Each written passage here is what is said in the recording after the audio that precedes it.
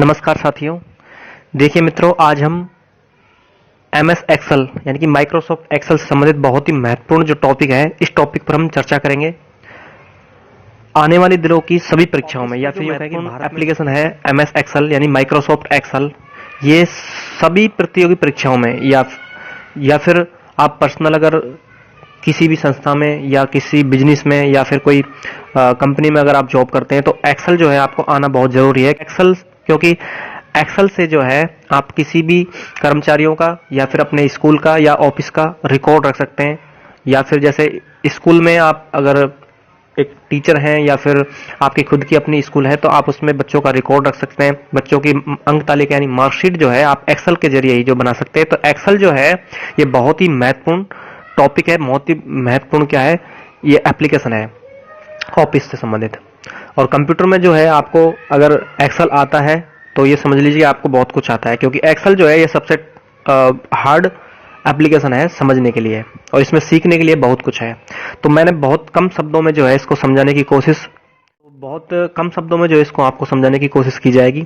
पहले आपको जो है इसका जो बेसिक जो सिद्धांत है, जो थ्योरी है, वो आपको समझाई जाएगी। उसके बाद में जो इससे संबंधित जो महत्वपूर्ण है उनको हम विद प्रैक्टिकल डेस्कटॉप पर उनको सीखेंगे।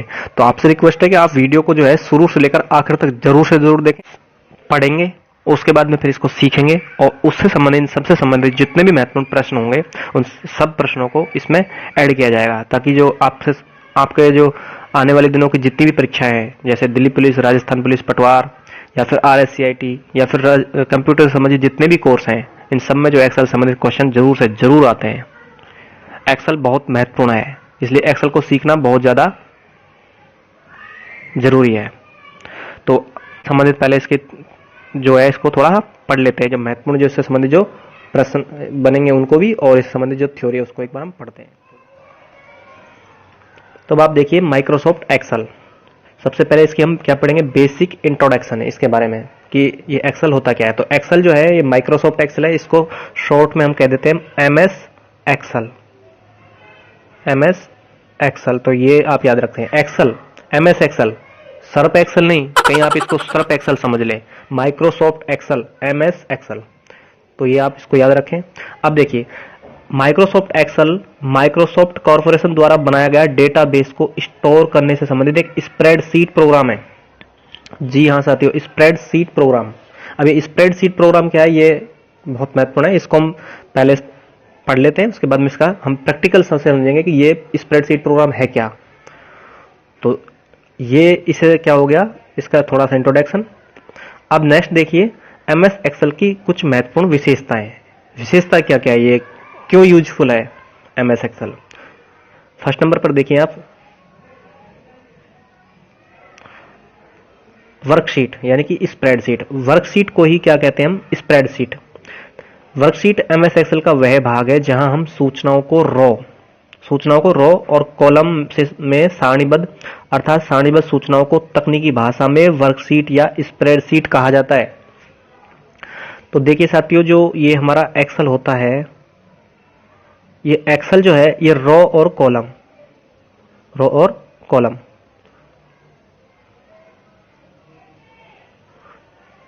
में डिवाइड होता है। तो ये जो रो और कॉलम में जो भी हम जो डेटा स्टोर करते हैं या फिर जो सारणी बना देते हैं, चार्ट बना लेते हैं, ये सभी जो जितने भी हमने जो इसमें कार्य किया वो सारा जो वर्क है वो वर्कशीट कहलाता है, या फिर इस वर्कशीट को हम क्या कह देते हैं, स्प्रेडशीट। तो ये आपको समझ में आ गया होगा, जैसे इसको आप पिक्चर्स के थ्रू आप समझ लीजिए। ये देखिए ये पूरा जो है एक वर्कशीट है, ये देख लीजिए, इसमें ये वर्क किया हुआ है यहाँ पर। जैसे आप किसी भी अगर आप अपने स्कूल में अगर इसका स्टोर रखना चाहते हैं, बच्चों का मार्कशीट बनाना चाहते हैं, अंक तालिका, तो आप यहाँ पर लिख सकते हैं। इसके अलावा आप किसी कर्मचारी की जो है लिस्ट बनाना चाहते हैं तो यहाँ पर ये देख लीजिए, जैसे इसमें नेम, स्केल, पीएफ अमाउंट, इस तरह से। तो ये जो पूरा यहाँ से यहाँ तक का जो है ये इसको हम क्या कहेंगे, वर्कशीट कहेंगे, या फिर इसी को क्या कहेंगे, स्प्रेडशीट। तो आप इसको देख सकते हैं। तो चित्र से आपको समझ में आ गया होगा।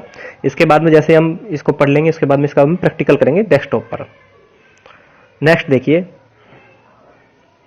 है ऑटोमेटिक रिकैलकुलेशन। ऑटोमेटिक,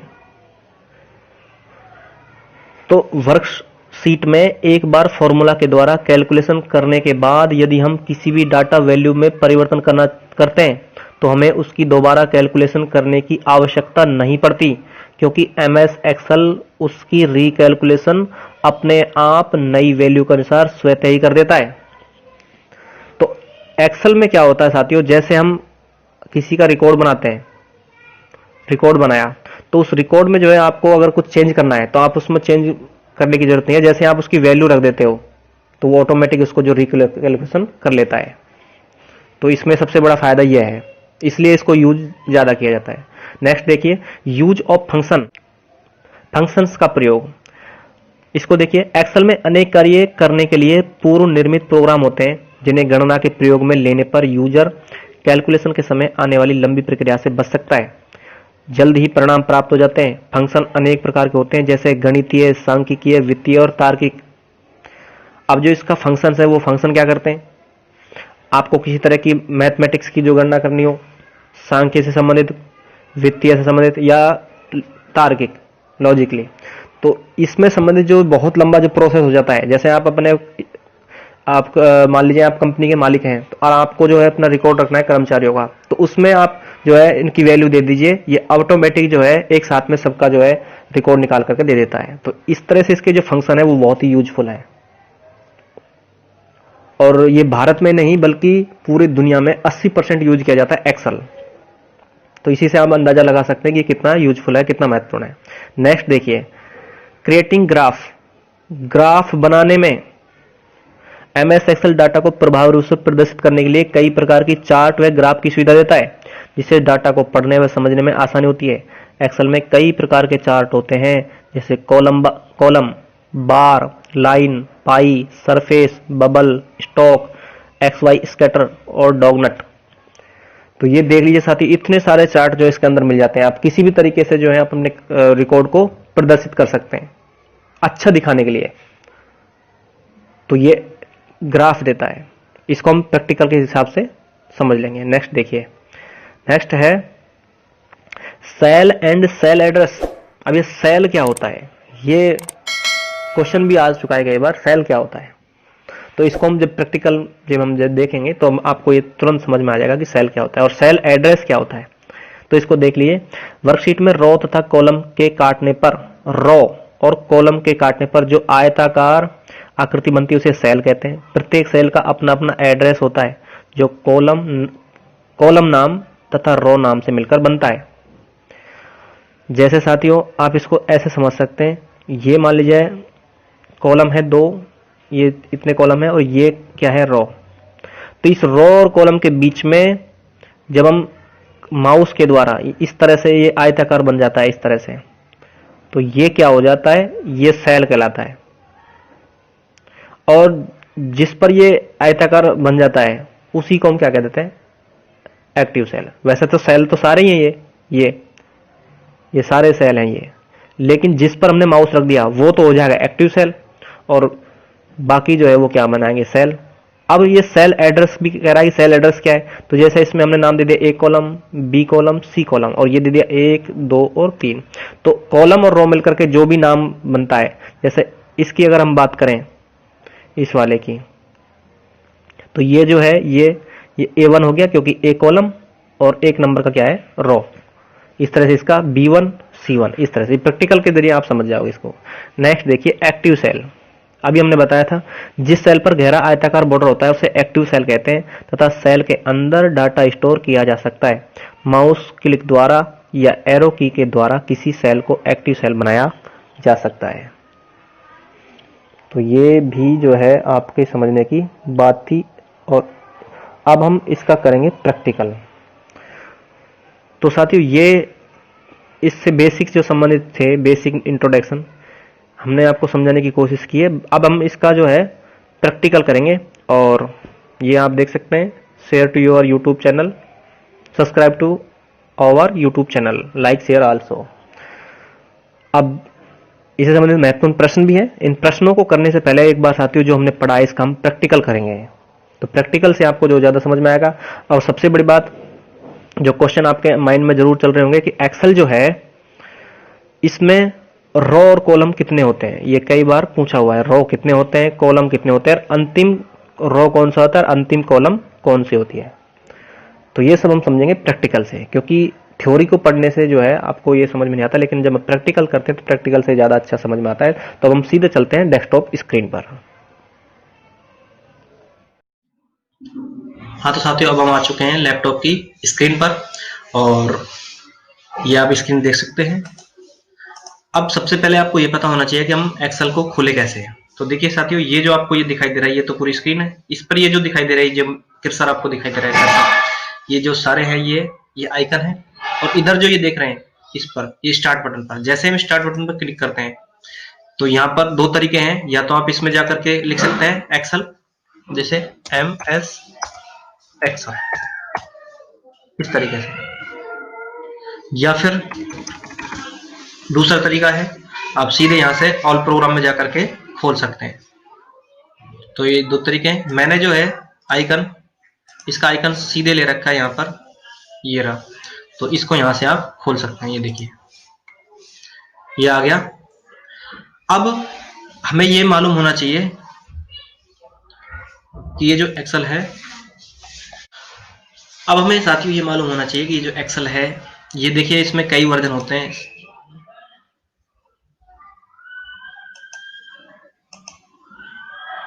इसमें कई वर्जन होते हैं। ये जो वर्जन है ये आपको 2007 का है, 7 वर्जन। इसका नया अपडेट जो नया वर्जन आ चुका है 13 और 19। तो इससे कोई फर्क नहीं पड़ता, ये सब एक जैसे ही हैं। जो है तो आपको इस बात से फर्क नहीं पड़ता। आपको जो है बस इसका फॉर्मूला और इससे संबंधित जो बातें हैं वो याद पता होने चाहिए। देखिए ये जो आपको दिख रहा है इसको बोलते हैं ऑफिस बटन, या फिर इसी को ही फाइल बटन, फाइल मेनू भी बोल सकते हैं। ये सबसे ऊपर जो आप देख रहे हैं ये जिस पे लिखा हुआ है न्यू माइक्रोसॉफ्ट ऑफिस, इसको क्या कहते हैं? इसको कहते हैं टाइटल बार। ये भी आपको पता होना चाहिए, ये टाइटल बार। इसके नीचे ये देख रहे हैं आपको home, insert, page layout, formula, data, review और व्यू। ये क्या है? तो इसको बोलते हैं मेनू बार। इसको क्या बोलते हैं? मेनू बार। अब इसके नीचे जो ये बार बार जो बदल जाते हैं ये, इसको क्या कहते हैं? इसको बोलते हैं पूरे को रिबन बार। क्या बोलते हैं? रिबन बार। तो ये आप याद रखें। और ये जो है ये नेम बॉक्स है, नेम बार इसको बोल सकते हैं। और ये ऑफिस बटन हो गया। ये जो है ये क्या है? तो ये फॉर्मूला बार है। इसके अलावा ये साइड में जो आपको दिख रहा है ये स्क्रॉल बार है, ये भी स्क्रॉल बार है, ये इधर जूम है। और ये जो आपको दिख रहा है 1 2 3, ये सीट के नाम है, ये सीट है। और ये आपको ये पूरा दिखाई जो दे रहा है यहाँ से यहाँ तक, ये इसी को बोलते हैं क्या साथियों? वर्कशीट या फिर स्प्रेडशीट, जो अभी हमने बात की थी। और इसी में हम काम कर सकते हैं। अब अभी हमने बात की थी कि जो सेल है जो क्या है, तो ये सेल है। ये जो आपको दिख रहा है ये एक सेल हो गई। अब हमने अभी पढ़ा था एक्टिव सेल क्या है। तो ये जो आपको दिख रहा है ये आयताकार बॉक्स, ये बॉक्स, ये जहां भी मैं इसको रख देता हूं कर्सर को, वो जो सेल है ये अब एक्टिव सेल है। अब ये कॉलम क्या है और रो क्या है? तो आपको ये जो दिख रहा है, आप देखिए ये जो आपको ये डंडे से दिख रहे हैं, ये डंडे ये ऐसे करके, ये आप यहां से इसको देख लीजिए। ये ABCD, ये ABCD जो लिखा हुआ है, ये सारे के सारे क्या है? कॉलम है। ये A कॉलम, ये B कॉलम, ये C कॉलम, ये D कॉलम, ये E कॉलम, ये F, ये G, ये H। इस तरह से ये जो है आप देख सकते हैं, इस तरह से ये कॉलम है। अब कितने कॉलम है ये देख लीजिए आप। ये ABCD, FGH, फिर double AB, AC, AD, AE, AF, AG, AH, AI, AJ, AK, LMN, इस तरह से AP। अब देखिए ये AZ खत्म हो गया ये यहाँ पर। अब इसके बाद में BA, BB भी आ गई, BC, BD, BE, BF, मतलब सारे इस तरह से जो है आप। अब ऐसे हम कितने इसमें कॉलम है ये कैसे पता करें? तो इसका दो तरीके हैं। अब हम दबाते हैं कंप्यूटर से, जैसे शॉर्टकट तरीके से कंट्रोल और एरो की। कौन सी वाली? राइट वाली।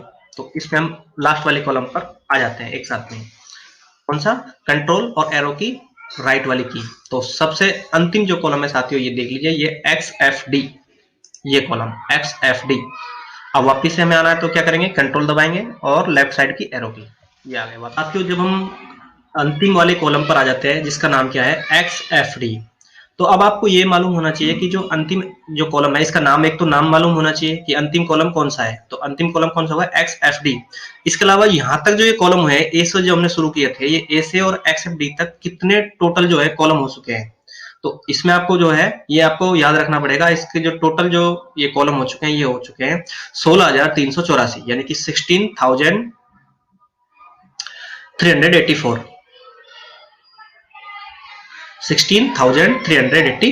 16,384 तो इस तरह से हम इनका पता कर सकते हैं और ये आपको याद होने चाहिए, क्योंकि कई बार ये जो है क्वेश्चन पूछा जा चुका है और हो सकता है आगे वाले दिनों की परीक्षा में फिर पूछा जाए। तो अब हम वापिस से आ जाते हैं, कंट्रोल और लेफ्ट वाली एरो की दबा करके वापिस कॉलम नंबर फर्स्ट पर। तो ये तो हो गई कॉलम, ये यहां से यहां तक देखिए ये सारे कॉलम है इस तरह से। अब ये जो आपको गिनती दिख रही है साइड में 1 2 3 4 करके ऐसे, ये क्या है, तो ये दो देखिए ये इस तरह से, ये जो आपको दिख रहा है ये सारे रो हैं, ये जो आपको ये लाइनें दिखाई दे रही हैं ऐसे करके, ये ऐसे करके, ये सारी की सारी क्या है रो, और ये जो आपको खड़े दिखाई दे रही है क्या है कॉलम। तो ये रो जैसे 4, ये 4 नंबर का रो है, ये 5 नंबर का रो है, ये 6 नंबर का रो, तो ये रो और ये कॉलम।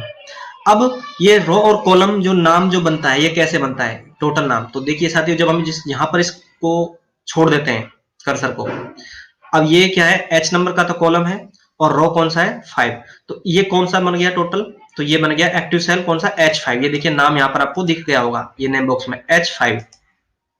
इस तरह से इस पे छोड़ देते हैं तो L3 यानी कि L नंबर का कॉलम और 3 नंबर का रो। इसी तरह से और हम आगे चलते हैं,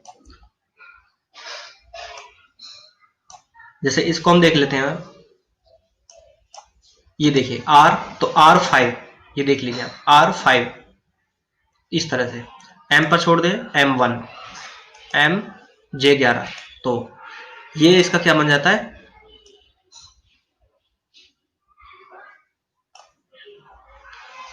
एक्टिव सेल का नेम।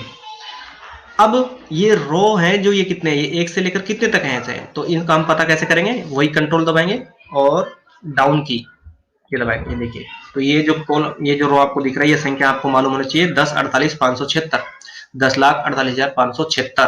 तो टोटल रो जो है वो कितने हो गए 10,48,576।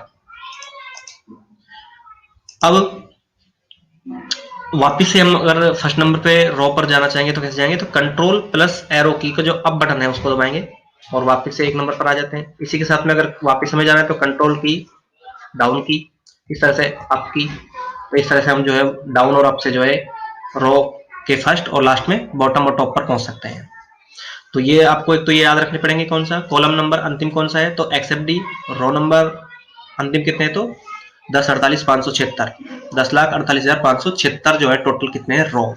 अब हमें किसी भी, जैसे हम हमारे स्कूल का अगर हम इसमें रिकॉर्ड डालते हैं, ये एक्टिव सेल है, इसी के अंदर जो है डाटा स्टोर किया जाता है। तो ये जैसे इसमें रिकॉर्ड हमें रखना है, जैसे मैं मान लीजिए DDS स्कूल कर देता हूँ और मैं इसमें अगर 1 2 बच्चे का रिकॉर्ड रखूं, जैसे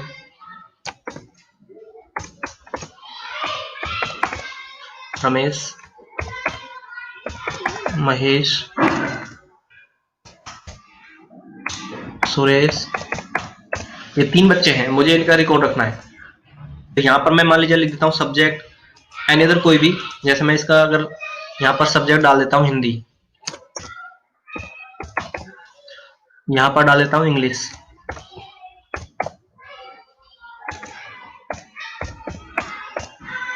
यहाँ पर मैं डाल देता हूँ SST और यहाँ पर डाल देता हूँ टोटल। देखिए ये समझने की बातें हैं, फॉर्मूला आपको मालूम होना चाहिए इंग्लिश में। इसको मैं दे देता हूँ यहाँ पर हिंदी में 78, इसमें देता हूँ 65 और इसको दे देता हूँ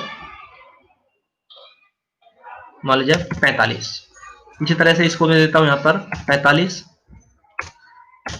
इसको दे देता हूँ मैं 87, इसको 69।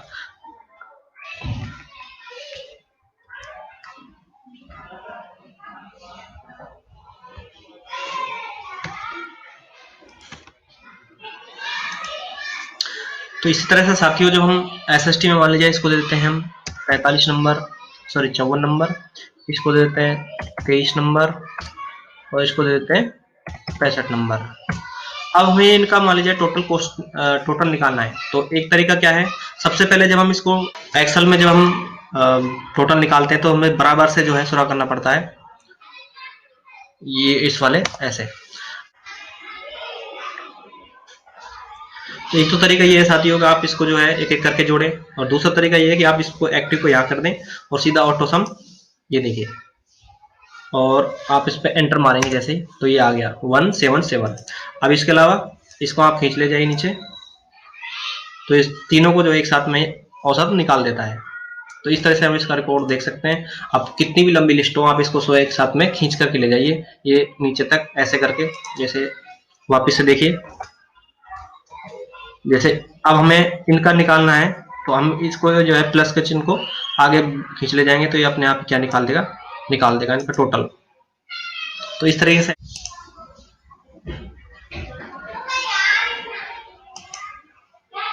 और अभी जो साथियों हमने बात की थी, इसमें जो चार्ट होते हैं, ये चार्ट आप देख लीजिए यहाँ पर इस तरह से लाइन है, पाई है, बार, एरिया, और यहाँ से देख लीजिए इस तरह से देख लीजिए लाइन, पाई, बार, एरिया, एक्स वाई स्कैटर, ये सारे के सारे हमने भी पढ़े थे, ये इसमें दिए हुए हैं। ये देखिए टेम्पलेट्स, कॉलम, लाइन, पाई, बार, इस तरह से इसमें बहुत सारे जो है इसकी खूबियां हैं एक्सेल की। आप जितना इसको समझे उतना कम। साथियों ये था इसका प्रैक्टिकल, और जितना हमने पढ़ा था उससे संबंधित। एक्सेल को जो है एक वीडियो में हम नहीं समेट सकते, इसको पढ़ने के लिए लगभग 1 से 2 घंटे की 5-6 क्लासेज कंप्लीट बनती हैं, तब जाकर के आपको समझ में आएगा। तो कॉम्पिटिटिव या फिर प्रतियोगी परीक्षाओं की दृष्टि से ये इतना जो है समझा, ये बहुत ठीक है। अब इससे संबंधित प्रश्नों को हम वापिस से करते हैं और ज्यादा से ज्यादा समझने की कोशिश करते हैं। तो हम चलते हैं। तो देखिए साथियों, अभी हमने जो है बहुत अच्छे तरीके से डेस्कटॉप पर हमने उसको एक्सेल को समझा था।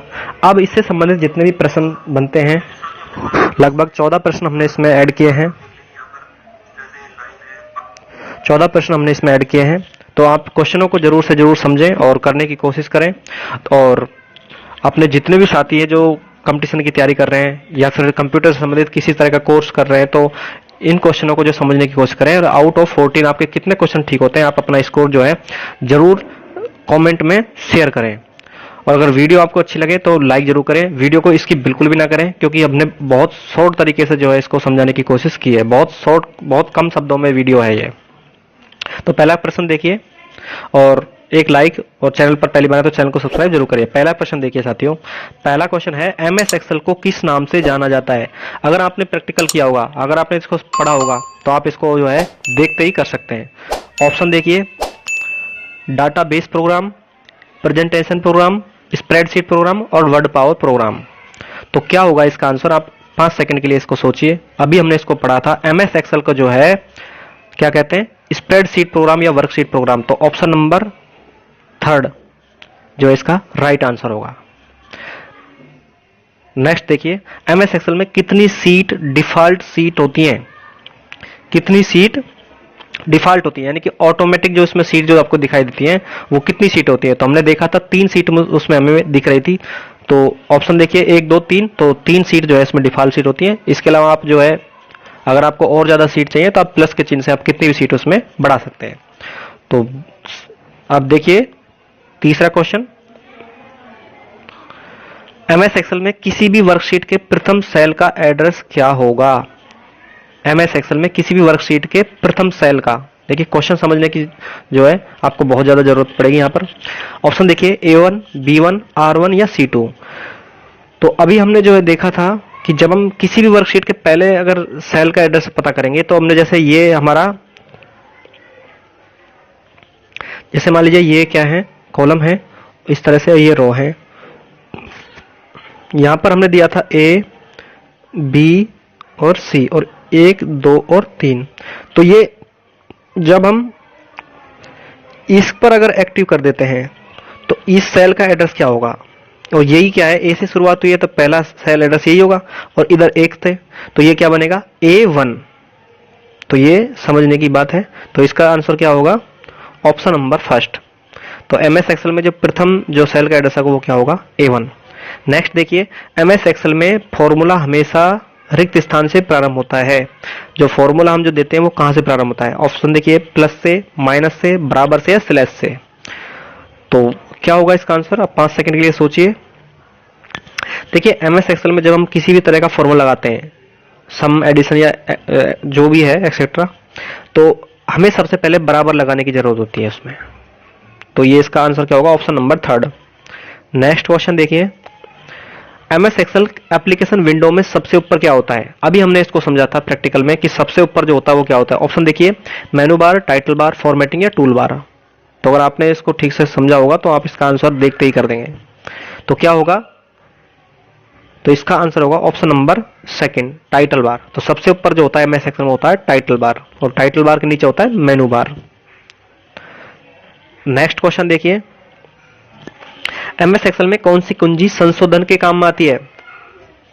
कुंजी यानी की, कौन सी की है जो संशोधन के काम में आती है? ऑप्शन है F1, F2, F3 और F4। तो मित्रों एमएस एक्सेल में जो है F2 जो की है ये किसके काम आती है? संशोधन यानी एडिशन के रूप में, एडिटिंग के रूप में काम आती है। कोई भी हमें एडिट करना हो तो आप F2 के जरिए जो आप इसमें जा सकते हैं। तो इसका ऑप्शन क्या होगा? Option number 2। नेक्स्ट देखिए, ये अच्छा क्वेश्चन है, इसको तो आप इंपॉर्टेंट लगा लीजिए। नेक्स्ट क्वेश्चन है, एमएस एक्सेल में रो और कॉलम होते हैं, अभी हमने समझे थे एमएस एक्सेल में रो और कॉलम होते हैं।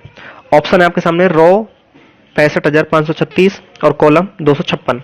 ऑप्शन नंबर 2 है रो 256, कॉलम 65,536। ऑप्शन नंबर 3 है रो 10,48,576 और कॉलम 16,384।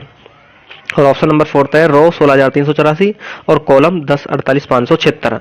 तो इसका आंसर क्या होगा? आप इसको जरूर सोचें 5 सेकंड के लिए।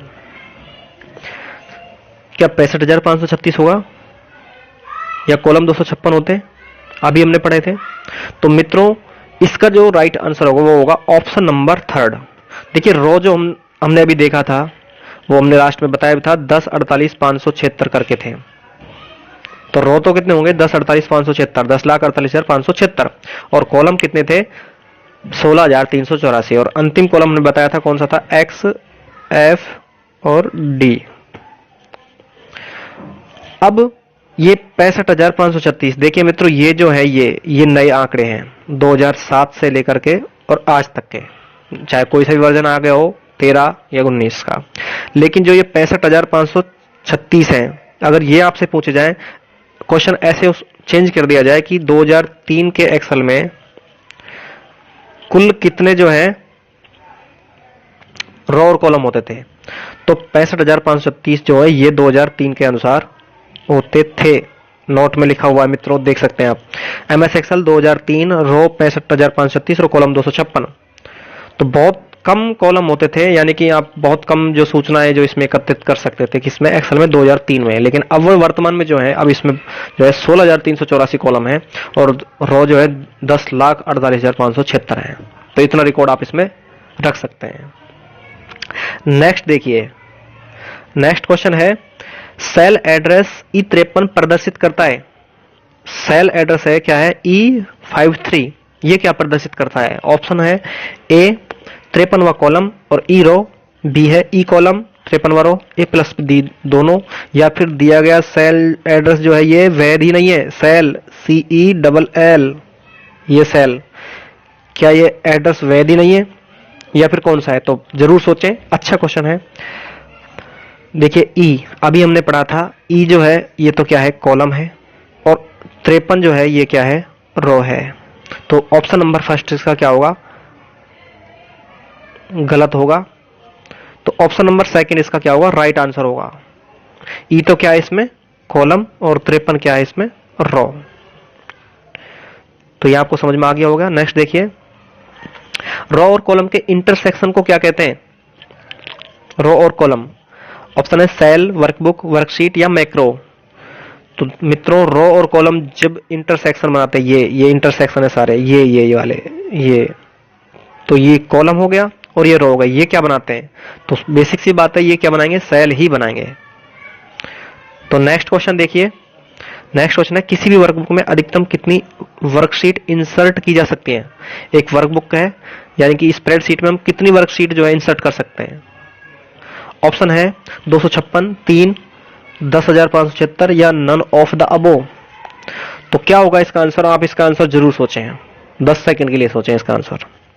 कि एक वर्कबुक है कोई भी, ये मान लीजिए हमारी वर्कबुक है कंप्यूटर में, एक्सेल में, इसमें हम कितनी वर्कशीट है जो इंसर्ट कर सकते हैं यानी कि ले सकते हैं, काम में ले सकते हैं, तो कितनी ले सकते हैं हम? ऑप्शन भी दिए मैं आपके साथ में, सोचिए आप इसको। तो मित्रों इसका जो आंसर होगा वो होगा option number 4, none of the above. कितनी भी ले सकते हैं, नोट भी लगा हुआ है। यह कंप्यूटर की मेमोरी पर निर्भर करता है, कंप्यूटर में जितनी मेमोरी होगी ये उस पर डिपेंड करता है कि आप कितनी इंसर्ट कर सकते, कितनी भी करो। तो इसका ऑप्शन आप देख सकते हैं। नेक्स्ट क्वेश्चन है, इनमें से कौन सा वैध सेल एड्रेस नहीं है? वैध,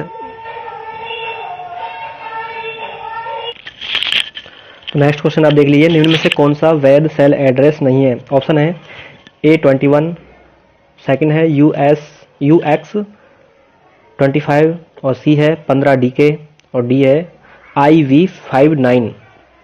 तो कौन सा ऐसा एड्रेस है जो वैध नहीं है यानी वैलिड नहीं है, सही नहीं है? तो ऑप्शन आपने देख लिए। अच्छा क्वेश्चन है, देखिए मित्रों, A1 हमने देखा था जैसे ये कॉलम है और ये क्या है, रो। तो यहाँ पर A है, यहाँ पर B है, यहाँ पर C है, इस तरह से, और ये 1 2 3। जब हम किसी भी सेल को देखते हैं और इस पर कर्सर हम हमारा छोड़ते हैं तो सबसे पहले क्या आता है? A यानी कि कॉलम का नाम पहले आता है और रो का बाद में। B पर छोड़ते हैं तो B का नाम पहले, B पर हम छोड़ते हैं तो B का नाम पहले, तो यानी कि मतलब क्या होगा, कॉलम का नाम पहले आता है। तो देखिए इसमें A21 है यानी कि A कॉलम, इसमें UX और इसमें IV। तो ये जो है 15DK यानी कि ये जो रो है ये रो का नाम पहले नहीं आता, तो ये एड्रेस क्या हो गया इसका, गलत हो गया। तो ऑप्शन नंबर C जो है इसका क्या होगा, राइट आंसर। तो अच्छा क्वेश्चन था, आपको समझ में आ गया होगा। नेक्स्ट क्वेश्चन देखिए, एक्सेल स्क्रीन को अधिकतम कितनी संख्या तक जूम किया जा सकता है? जूम, ZOOM, कितनी संख्या तक जूम कर सकते हैं? कितना जूम कर सकते हैं एक्सेल को? ऑप्शन है 25%, 100%, 300% या 400%। तो मित्रों जो जूम इसको किया जा सकता है एक्सेल को, वो 400% तक किया जा सकता है, ये याद रखें। तो ऑप्शन नंबर 4 क्या होगा इसका, राइट आंसर होगा। नेक्स्ट देखिए, अगर सेशन पसंद आए तो लाइक जरूर से जरूर करें। नेक्स्ट क्वेश्चन है, MS एक्सेल 2010 के संदर्भ में कौन सा कथन सत्य नहीं है यानी कि गलत है? ऑप्शन है आपके सामने, एक वर्कशीट में सेलों के समूह को रेंज कहते हैं, वर्कशीट के पहले सेल का एड्रेस A1 होगा, एक्सेल 2010 में बनी फाइल को वर्कशीट या स्प्रेडशीट कहा जा सकता है। तो अब इसमें से कौन सा गलत है? और ऑप्शन नंबर 4 था उपयुक्त सभी, क्या सारे सही है? सोचिए आप 5 सेकंड के लिए। देखिए मित्रों 2010 का जो एक्सेल है इसमें एक जो, ये तो आपको पता ही है, एड्रेस जो पहला होता है वो A1 ही होगा। 2010 में बनी फाइल को वर्कशीट या स्प्रेडशीट कहता है, ये तो पहले से ही कहा जाता है। 2003 में भी यही था, 7 में भी, या फिर आज जो चल रहा है उसमें भी, तो ये भी ठीक है। अब क्या करा है, एक वर्कशीट में सेलों के समूह को रेंज कहते हैं, रेंज नहीं कहते, गलत है ये। तो इसका मतलब सत्य नहीं है। तो पहला ऑप्शन जो है ये क्या होगा इसका राइट आंसर। और आज के सेशन का मित्रों लास्ट क्वेश्चन है हमारा। क्वेश्चन है, MS एक्सेल में किसी फाइल को खोलने, सेव करने, क्लोज करने, प्रिंट करने की कमांड जो है वे कौन से टैब में होती है? हम जब कमांड देते हैं, किसी फाइल हमने बनाई, उस फाइल को हमने सेव करना है, उसी को बंद करना या उसका प्रिंट देना है, खोलना है, नई फाइल बनानी है, तो ये सब हम कहां से कर सकते हैं? ऑप्शन है आपके सामने, व्यू मेनू से, क्या व्यू मेनू से कर सकते हैं, इंसर्ट से कर सकते हैं, रिव्यू से कर सकते हैं, फाइल मेनू से कर सकते हैं, या फिर फाइल कोई जो है ऑफिस बटन भी कहते हैं। तो कौन सा ऐसा कमांड है, टैब है? तो इसका आंसर आप जरूर सोचें। तो मित्रों इसका जो आंसर होगा वो होगा व्यू मेनू नहीं होगा, इंसर्ट नहीं होगा और रिव्यू भी नहीं होगा। तो राइट आंसर क्या होगा, ऑप्शन नंबर 3, फाइल मेनू या ऑफिस बटन जो है इसमें नई फाइल बनानी हो, सेव करना हो, प्रिंट देना हो, प्रिंट प्रीव्यू देखना हो, सब इसमें मिलेंगे। तो ये थे साथियों आज के सेशन के 14 क्वेश्चन और थैंक्स फॉर वाचिंग। और आपको ये क्वेश्चन जो है कैसे लगे और कितने क्वेश्चन आपके ठीक हुए और आपको सेशन कैसा लगा, आप जरूर लाइक करें और अपने सभी मित्रों तक जो है इस वीडियो को शेयर करें। और अगर चैनल पर अभी तक भी सब्सक्राइब नहीं किया तो चैनल को सब्सक्राइब करें और बेल आइकन को प्रेस जरूर से जरूर करें। अब इसके जो देखिए एक्सेल को मैं पहले भी बता चुका हूं कि एक वीडियो में हम समेट नहीं सकते, इसकी कई सारी वीडियो बनेंगी। लेकिन अब नेक्स्ट जो वीडियो हम बनाएंगे वो कंप्यूटर से संबंधित जितने भी जो फुल फॉर्म होती हैं वो सारी की सारी फुल फॉर्म एक वीडियो में समेटने की कोशिश करेंगे। और एक्सेल से संबंधित जो भी क्वेश्चन होंगे हम नेक्स्ट एक और पार्ट इसका लेकर के आएंगे बहुत जल्दी, तो आपको जो है बहुत हेल्पफुल रहेगा। और ये भी आपको जो अच्छे से समझ में आ गया होगा। अगर फिर भी आपको किसी तरह की समस्या है, किसी में कोई क्वेश्चन में डाउट है या फिर किसी प्रैक्टिकल के संबंधित में डाउट है, थ्योरेटिकल में डाउट है, तो आप कमेंट जरूर कर सकते हैं। और अच्छा लगे तो लाइक और अपने सभी साथी तक इसको शेयर करें। अब हम मिलेंगे नेक्स्ट वीडियो में, तब तक के लिए नमस्कार।